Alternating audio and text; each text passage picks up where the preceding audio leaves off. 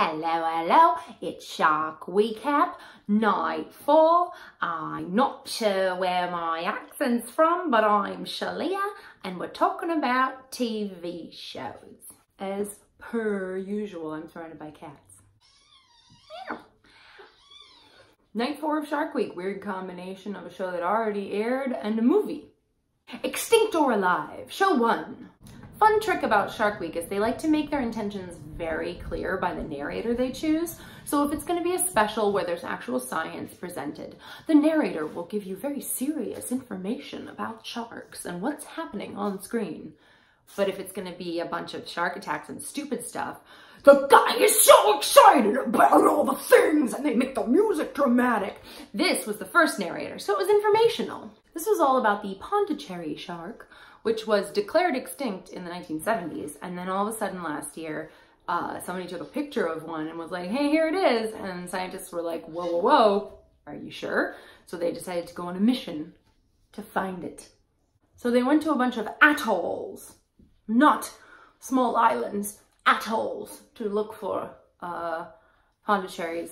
Or at least there have been reports of an unidentified shark, and they were like, well, let's go see. Some guy named Forrest, who missed his calling by working in the ocean and not the forest, is out there looking to see if he can find a Pondicherry.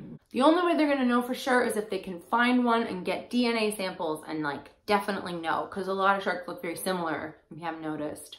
This show had everything. You've got bull sharks, you've got tiger sharks, you've got black tip reef sharks, you've got a baby bull shark, you've got a whale shark, you've got a blue shark, you've got a thresher shark, you've got a bunch of water buffalo, you got an elephant spewing water, giving himself a bath that nobody seemed to care was there, even though I'm like, I know it's Shark Week, but you can still be impressed there's an elephant taking a bath. And then they have a sweeping shot of an elk on a beach. The plan is to interview a bunch of local fishermen in Sri Lanka with a picture of a shark on a phone and be like, have you seen this shark? Do you know this shark? Hey man, do you know this shark? And a lot of them are like, but some of them say yes. And then they take them to their like dead sharks because there aren't fishing regulations in Sri Lanka, apparently, because they said it every time they showed a dead shark to make sure you knew that these weren't like criminals.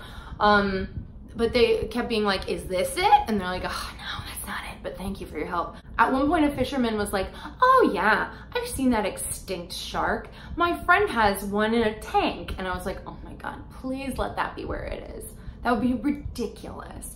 It was not. Forrest claims he can hold his breath for 5 minutes. And I'm like, don't bring it up if you're not gonna do it, man. So Forrest, please release another Shark Week special where you just hold your breath for 5 minutes and prove it. They find what looks like it could be a Pondicherry dead and decide to do genetic testing. So that's like this sort of like maybe, and then they pause that for a moment and then they go up river and they're like looking for one and they set a bunch of nets and they catch something and they're all like, ooh, maybe it's, and they caught a freaking crocodile.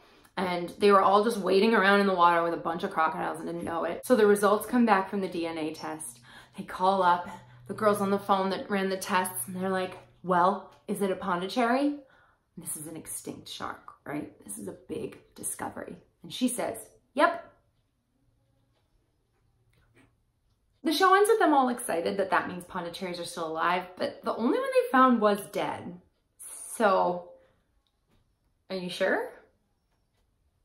For the first time in Shark Week history, Shark Week has produced a full-length feature film. It's starring Josh, what I've been informed, Duhamel, but I've been saying Duhamel because I couldn't figure out that the H was silent all this time, but Josh Duhamel and a bunch of other people I've never heard of, but good for you for getting work. It's hard out there. And they are in Capsize, Blood in the Water, based on a true story. As soon as I hear based on a true story, I immediately want to Google the true story and read that while I'm watching the movie so I can be mad. Because I love being outraged when things are wrong. They get hit by a storm, it's bad. The boat sinks. They're in the water. And this is where it stops being the same story. In the movie, the boat sinks and then all 5 of them are in a lifeboat and one lady's got her leg all chopped open, which nobody tries to close the wound for like 3 days and then they're like, oh, we should stop the bleeding, which is like, if she's been bleeding for 3 days, she died a while ago and you're talking to a ghost, a sea ghost. So they're all in the lifeboat, they're losing their minds, they're hungry, they're sitting in their own piss. And then they keep pissing off the sharks. But this was approached in a sensitive way. Like Shark Week claims to never want to demonize sharks, and they did a good job of that in this. I'll give them that, because the sharks didn't have motive. They were not stalking them. They just were being loud assholes. And the sharks kept being like, ooh, what is that? Because they're in a big inflatable thing and they're banging around and the sharks are bumping it because that's what they do. That has happened many times. Sharks are curious and they want to know what you're splashing around for. So the sharks keep bumping them, so then they're all scared because they know there's sharks in the water. Duh, guys, there's always sharks in the water. Everywhere you go, pretty much, there's a shark in the water. But anyway, they're all freaked out now because, oh no, the water has sharks. So then they're, they're trying to stay safe. They're like out there forever. They've drifted. No one knows where they are. Blah, blah, blah, blah, blah. Then one of them goes nuts, Josh Duhamel, and jumps out of the boat and is like gonna go swim to shore. He thinks he sees land, but he doesn't. He's hallucinating, and then gets straight up eaten by a shark. Bloody, disgusting. Ugh. And then there's this other guy, this British guy who's been a jerk the whole time, and then he goes crazy and he jumps in and he gets eaten by a shark. So that's 2, eaten by a shark. Then lady with a cut in her leg dies, because obviously she should have died much sooner. I think they really stretched to make that actress's contract worth it to her. And then the 2 survivors are the 2 real life survivors, who are the ones that wrote the book about the story anyway. And hooray, hooray, 2 people survived this terrible event. In real life, no one got eaten by any sharks.